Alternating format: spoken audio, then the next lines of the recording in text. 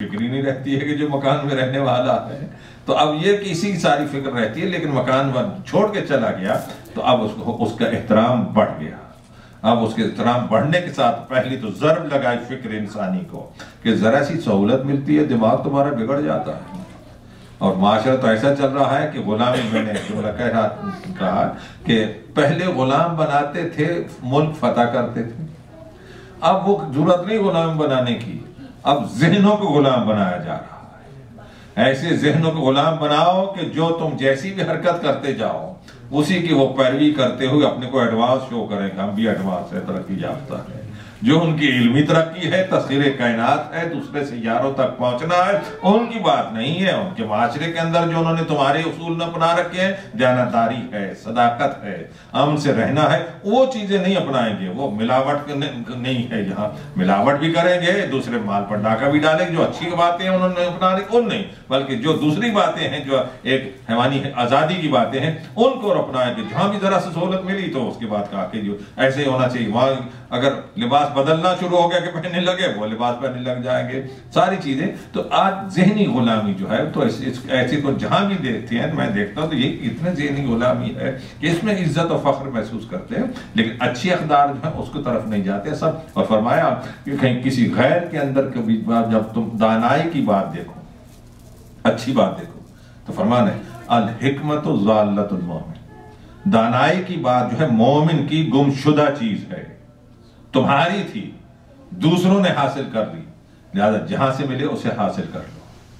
تو یہ چیزیں ہماری تھیں، اب ہم نے اپنے آپ کو عمل کی منزل پر ایک دوسری جڑ کاٹنا، اس کو مارنا، اس کو اسلام کو سے داخل خارج کرنا، اس کو کفر کا یہ چکر مارنا، یہ دین نہیں ہے، یاد رکھیے. تو اب موت کے بعد بھی ضرب لگاتا ہے اسلام، جو فطر اس کے احترام کا حکم دیتا ہے. احترام کے ساتھ یہ بھی بتاتا ہے جب تک اسے غسل نہیں دیا جائے، جتنے آدمی اس کے کپڑے کے اوپر نہیں، جسم خالی، جتنے آدمی اس کو ٹچ کرتے جائیں گے سب پر غسل واجب ہے.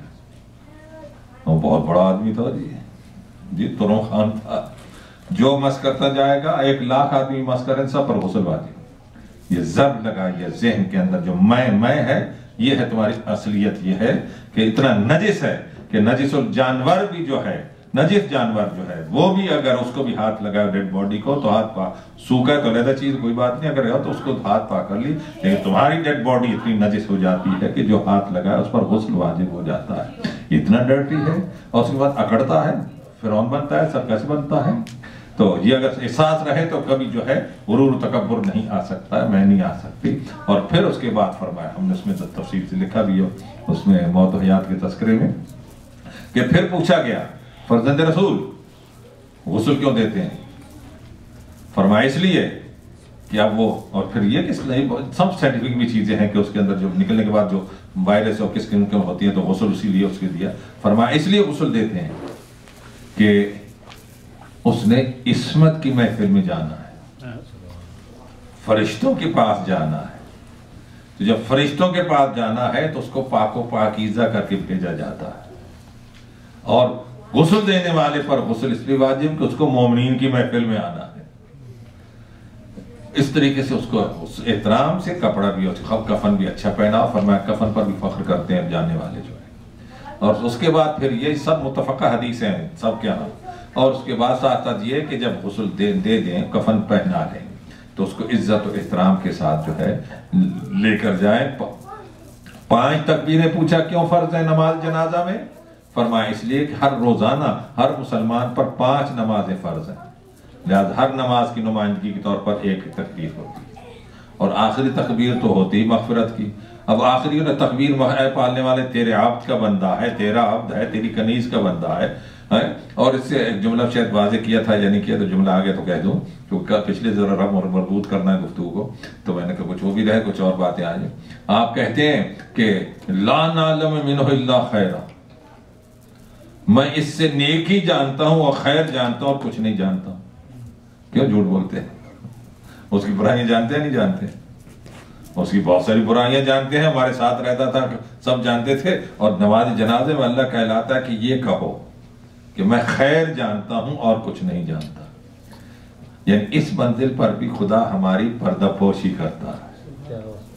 وہ تو اس طرح ہم پر مہربان ہے کہ ہمیں بھی کہتا ہے کہ ایک دوسرے کے عیوب کی پردہ پوشی کرو. اپنے لیے تو سمجھتے ہو کہ میرے عیوب کوئی ظاہر نہ کرے، جب اپنے لیے چاہتے ہو تو پھر دوسروں کے ساتھ بھی ایسے خیال رکھنا چاہیے.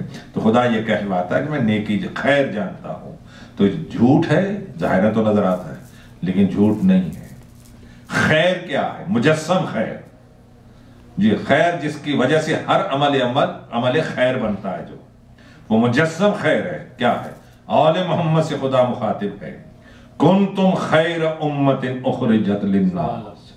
تم خیر امت ہو، خیر امت ہو. پوچھا چھٹے امام نے کہ سے پوچھا فرزند رسول خیر امت سے یہ لوگ کہتے ہیں سارے مسلمان مراد ہیں. آپ نے فرمایا خیر امت سے یہ کہتے ہیں سارے مسلمان مراد ہیں. کیا وہ خیر امت ہو سکتے ہیں کہ جو پیغمبر کی اولاد کو قتل کر دیں؟ تو مولا کون ہے خیر امت کا؟ نحن خیر الامہ، ہم آل محمد خیر امت ہیں. درود بر محمد و آل محمد.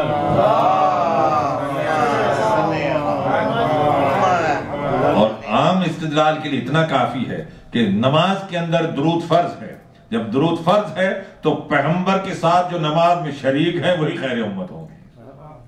درود میں پھر نماز کے اندر جو ہے وہی خیر امت. نحن خیر الامہ، ہم فرمایا ہم خیر امت ہیں.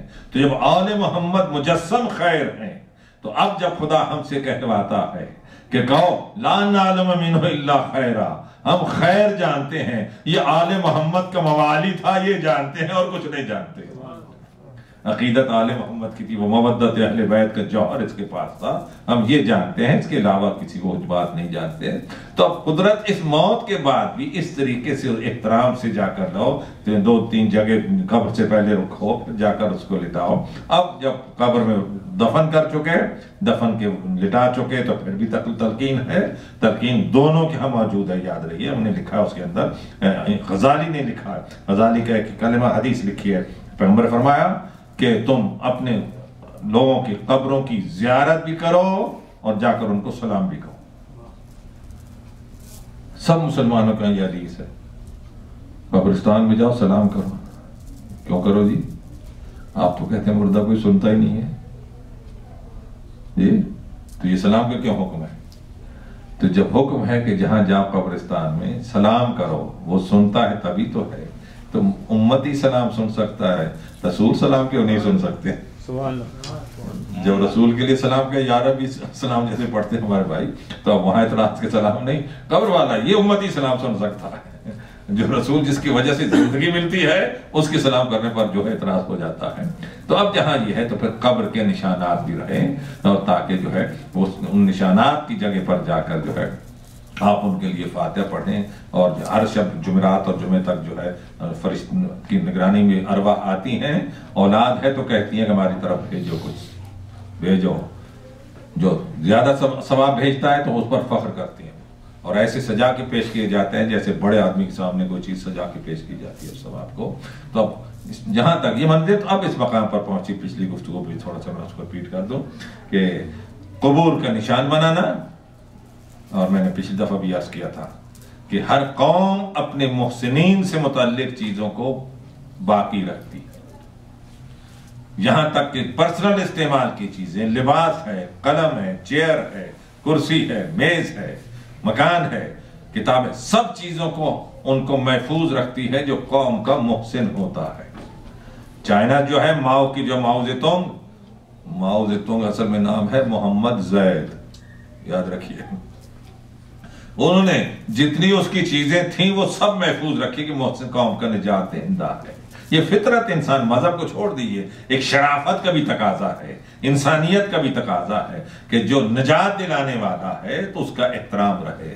اور سال میں اس کی ولادت یا اس کی موت کے وقت چھٹی کرتے ہیں، اور چھٹی کرتے ہیں اربوں روپے کا نقصان ہوتا ہے. یہ ویسٹ آف منی نہیں ہے جی. تمہارا نجات دہندہ ہو تو اس کے لیے اگر اتنا خرچ ہو جائے تو اس پر تو کوئی اعتراض نہیں. اور پوری دنیا انسانیت کی جو نجات دہندہ ہو اور وقت نہیں تا قیامت کے لیے، تو ان کی یادگاروں کو باقی رکھنے اور ذکر کرنے کے لیے جتنا صرف ہو جائے اس کو آپ فضول خرچی نہیں کہہ سکتے. کسی اور منظر پر عرض کروں گے اس کو. تو بہرحال تو اب ان کی چیزوں کو یاد رکھتے ہیں. قائد اعظم کی ساری چیزیں جہاں ہم نے محفوظ رکھی ہوئی ہیں، تو ان نشانات کو تو جب اپنے کو رکھتے ہیں تو فطرت انسانی، میں نے کہا تھا کہ میں جب کافی عرصہ پہلے جب گیا تھا تو جدے میں نے دیکھا کہ ایک چوراہے کے اوپر جو ہے وہ ایک جو ہے شپ چھوٹا سا رکھا تھا، تو کہنے لگے کہ اس کو یہاں رکھا ہے نمونے کی طرح کہ ہمارا بزرگ جو تھا، جو فاؤنڈر تھا اس مشن کا اور اس